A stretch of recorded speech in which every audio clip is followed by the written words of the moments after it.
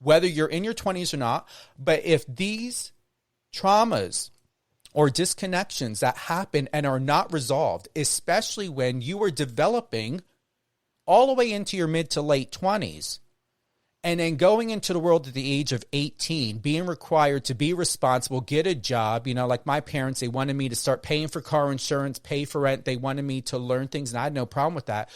People are forced, pay taxes, do this, do that, to be someone when they don't have enough time to know how to be a kid, how to regulate emotion, how to be empathic, how to be resilient, how to even establish emotional balance, especially people in this day and age with the bullshit that we see online and social media.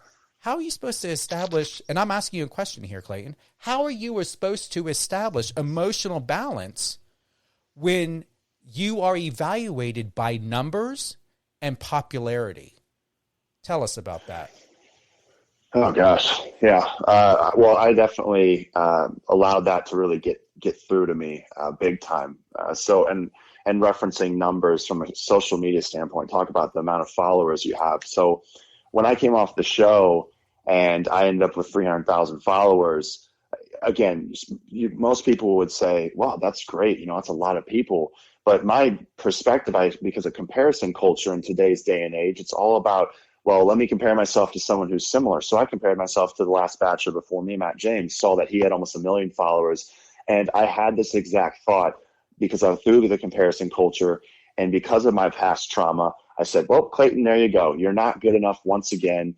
And people are showing you. You have 1/3 of the followers. So you're just hated. You're hated, and it's obvious. Like, you have a ton of issues, and it's reflected right here in the numbers. Because I am an analytical person. I mean, I've always looked at numbers and statistics, and it fascinates me. And there's a lot of value in it, but you can also still misinterpret statistics. You can have two people looking at it and taking completely different viewpoints about it. And that's what I was doing, was comparing myself when I came off the experience and thought, well, the majority of people don't side with me because that's why I have this low amount of followers. And then I started to think, well, you're less of a human being, because I would read online, this guy has the least amount of followers of any previous bachelors. So it's obvious that he's the most hated. And I started to believe this narrative, and it just drove me down and down. But this is where I think that people, and you were touching on this subject with what you were just speaking on. You don't know where people are going through, but that's what I think we have to be mindful of. Is I don't think people are intrinsically bad. I think people are born with good hearts. They want to be good, and then their environment shapes them. And that's where I was just listening an audiobook I'm listening to with Dr. Gabor Mate. It's incredible. He's an expert in the field of psychology, and he was talking about the correlation between stress and increased rates of cancer. And so I don't think people realize that, like, what is stressing us in our lives can lead to a destruction of our bodies, higher blood pressure being correlated as well. And like, if somebody has higher blood pressure, if somebody's more stressed, that leads to more anxiety. And we don't realize that if, even at work, if you're at work and somebody lashes out because you knock over their water bottle, they're probably not mad at you because you knocked over their water bottle. They're hurting because of something deeper, right? This is something I realized from social media as well. People project their insecurities and their own experiences onto you. And I realized from my experience that a lot of people that were watching the show, they didn't really hate me. They thought they did, but they were hating what I reminded them of from the past. And that's where I had a few people that would message me and said, hey, I'm sorry for the hate that I sent over a few months back. I associated my pain with this girl on the show, and I put myself in her shoes. And so these were all great realizations for me to understand that. But then with all what I've been reading as of lately too, it's like, we don't know what people are going through. We don't know what household they're raised in. We don't know. Again, there was a link also in this book. He was talking about the link between racism and reduced life expectancy. So people that experience racism actually end up seeing, they don't typically live as long because of the constant stress that they're under for being, having racial things said to them or constantly feeling judged by others. So it's incredible. But once you start to educate yourself and realize this, you start to see that, okay, now I see an individual in front of me.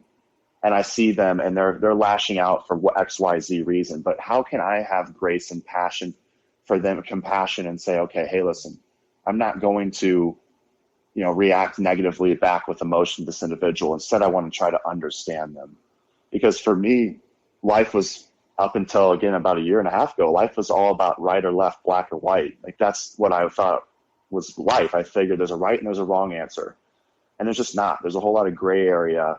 And what I realized is I had an ego issue, as I think all of us have an ego to some degree, and there's benefits to having an ego, and there's obviously negatives when you don't allow yourself to see another perspective. The ego is typically involved. But I realized that I had to be able to sacrifice my ego at times in order to see the other side.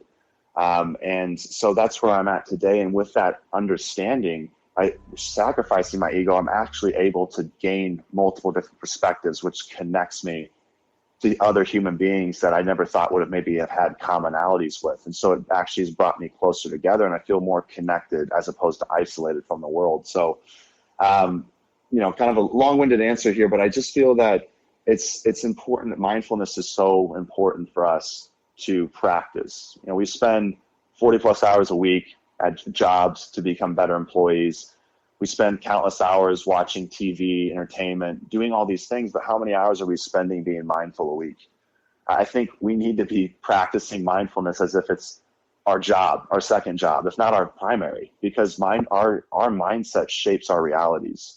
So we have the power to shift our narratives if we choose to, but we have to be mindful and take that initiative in order to start seeing those changes. And so for me, what that looks like is, again, constantly flooding myself with helpful podcasts. I'm going to therapy still. I read recently about a technique called EMDR, has really great results for patients to be able to get over prior trauma. So I'm giving it a shot. I thought, hey, this is the time for me to heal now, and I'm going to pour everything into it. So again, I hope that people, through my experiences I can share, that they can see that, hey, like, he's finding solutions and they're out there, but you have to go looking for them.